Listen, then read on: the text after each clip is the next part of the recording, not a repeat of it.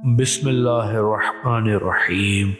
بعض لمحات میں انسان بڑا خوش اور مسرور دکھائی دیتا ہے، پھر اچانک وہ غمگین ہو جاتا ہے، اور اسی غمگینی کی حالت میں بعض اوقات اس پر خوشی اور مسرت کے جذبات غالب آ جاتے ہیں۔ بعض اوقات ایسا بھی ہوتا ہے کہ انسان کو اس کی یاد کردہ معلومات بھول جاتی ہے اور کئی سالوں تک وہ باتیں اسے یاد نہیں آتی، لیکن ایسا ہوتا ہے کہ اچانک اس کے حافظے میں بھولی بسری باتیں از سر نو آ جاتی ہیں، اور یوں انسان دوبارہ ان معلومات کو جان لیتا ہے۔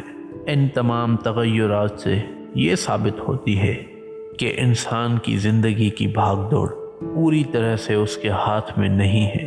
انسانی زندگی کی دوڑ در حقیقت اللہ کے ہاتھ میں ہے، اور وہی اس کے مستقبل کا فیصلہ کرتا ہے۔ اسی لیے انسان کو چاہیے کہ اپنے آپ کو مقتدر کامل نہ سمجھے اور خواب غفلت کو چھوڑ کر خدا کو یاد کرے۔ آج سے 50 سال پہلے کی بات ہے کہ ہمارے یہاں شہر شیراز مشیر الملک مسجد میں ایک عالم درس دیا کرتے تھے۔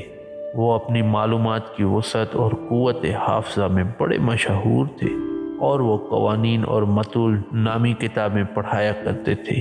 ایک دن جب وہ صبح سویرے بیدار ہوئے تو انہیں یوں لگا جیسے ان کی یادداشت کی تختی بالکل صاف ہو چکی ہے اور ان کا حافظہ ختم ہو چکا ہے۔ انہوں نے نماز پڑھنا چاہی تو معلوم ہوا کہ انہیں سورہ فاتحہ تک بھی یاد نہیں ہے۔ اس وقت ان کی عمر 70 سال تھی۔ انہوں نے 10 برس کی عمر سے نماز پڑھنا شروع کی تھی، لیکن جس سورہ فاتحہ کو انہوں نے پورے 60 برس تک پڑھا تھا، آج وہی سورہ ان کو یاد نہیں تھی۔ انہوں نے قرآن کھولا تو معلوم ہوا کہ انہیں قرآن کا تلفظ تک یاد نہیں۔ اسی حالت میں انہوں نے چند سال گزارے، پھر دنیا کو خیر بات کہہ کر چلے گئے۔